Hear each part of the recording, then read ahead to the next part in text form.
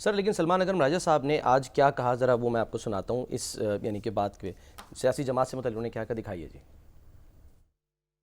P T I لاکھوں accounts کو control نہیں کر سکتی. جو قوم میں غم اور غصہ ہے یا کچھ لوگ بٹھائے جاتے ہیں ان کو پی ٹی آئی کا لبادہ اڑا کر ان سے ایک دانستہ منصوبے کے تحت ٹویٹس کروائی جاتی ہیں. پوری قوم کے ساتھ ہم تمام پاکستانی ہم اس وقت غم میں ڈوبے ہوئے ہیں.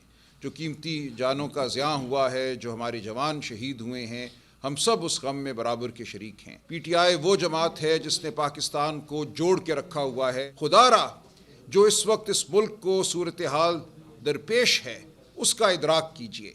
یہ وقت کسی جماعت کو اور ملک کی سب سے بڑی سیاسی جماعت کو ختم کرنے کا یا اس کو کنٹرول کرنے کا وقت نہیں ہے.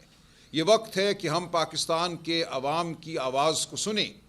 لیکن اس سب کچھ کے ہوتے ہوئے بھی جب تک ہم پاکستان کے نظام حکومت کو آئین, قانون, شرافت کے مطابق نہیں چلائیں گے, ملک میں بدامنی رہے گی, ملک میں ایک احساس رہے گا محرومی کا. وہ تو ابھی یہی کہہ رہے ہیں سر. اصولی بات تو درست ہے. لیکن نا جو سیاسی جماعتیں ہیں وہ جوڑتی ہیں قوموں کو. پیپلز پارٹی بھی ایک قومی سیاسی جماعت ہے, مسلم لیگ نون بھی ایک قومی سیاسی جماعت ہے, جمیعت علماء اسلام ہے, جماعت اسلامی ہے. یہ ساری قوم کو جوڑ رہی ہیں. جتنی سیاسی جماعتیں پاکستان میں قومی سیاسی جماعتیں کام کر رہی ہیں وہ سب جوڑ رہی ہیں. کبھی کسی کی حمایت زیادہ ہو گئی, کبھی کسی کی زیادہ ہو گئی, کبھی کسی کو ووٹ زیادہ مل گئے, کبھی کسی کو کم مل گئے. یہ تو پھر چلتا رہتا ہے سیاست میں. تو اگر جتنی بھی سیاسی جماعتیں ہیں, قومی سیاسی جماعتیں, اس قوم کو جوڑنے میں اپنا کردار ادا کر رہی, اور پی ٹی آئی جو ہے وہ بھی اپنا ایک کردار ادا کر رہی ہے. نہ تو پی ٹی آئی کسی پر احسان کر رہی ہے اور نہ پی ٹی آئی پر کوئی احسان کر رہا ہے. اصل بات یہ ہے, دیکھیے اصولی بات یہ ہے کہ معاملات جو ہے دستور کے مطابق چلنے چاہیے, لیکن اس پہ بھی غور کرنا چاہیے نا.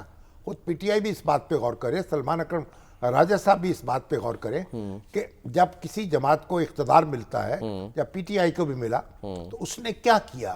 اس نے کیا تقسیم کو بڑھایا یا قوم کو متحد کیا, یا سارے اپنے جو مخالفین تھے ان کے ساتھ حسن سلوک کیا. تو ان چیزوں کا بھی جائزہ لینا چاہیے, ان پر بھی غور ہونا چاہیے, کہا تو اور یہ جاتا ان ہے کا بھی ازالہ ہونا چاہیے. پولرائزیشن میں اضافہ ہی ہوا ہے نا. آئندہ سے توبہ کرنی چاہیے.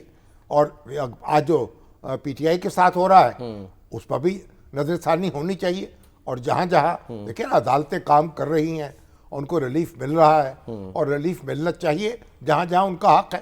تو یہ, اور پھر جس طریقے سے ہمارے دفاعی اداروں کو, ان کی تنصیبات کو نشانہ بنایا گیا, وہ بھی کوئی اچھی بات تو نہیں تھی. لیکن اس کا ہم دہرانا جو ہے اب مناسب نہیں ہے. قومیں ماضی میں پھنس کے نہیں رہتی, مستقبل پر نظر رکھتی ہیں, آگے بڑھتی ہیں. تو جو آج سلمان اکرم راجہ صاحب نے بات کی, اور جو کل بات کی, اور آج گوہر صاحب نے بات کی, وہ بالکل ایک قوم کا جذبہ ہے جو ہم سب کو دکھ ہے, ہم سب کو چرکا لگا ہے, اور ہم سب جو ہیں اپنی فوج کے ساتھ کھڑے ہیں کہ بھئی آپ نے بہت قابل تحسین کارنامہ سر انجام دیا ہے. تو اب ہمیں پرانی باتیں پھرول کے, اب یہ تو ایسا ہوتا ہے نا, آگے بڑھنا چاہیے. پرانی باتیں پھرولیں. اب وہ ہوتے نا, اب گاؤں میں ہوتے ہیں, بہت پرانے بزرگ بیٹھے ہوتے ہیں, ہر شادی بیاہ کے موقع پر, غمی خوشی کے موقع پر کوئی نہ کوئی پھٹا ڈال دیتے ہیں, اور کہتے ہیں میں تو نہیں جاؤں گا, اور میری شرط مانی جائے. یہ ہمیں وہ رویہ نہیں اپنانا.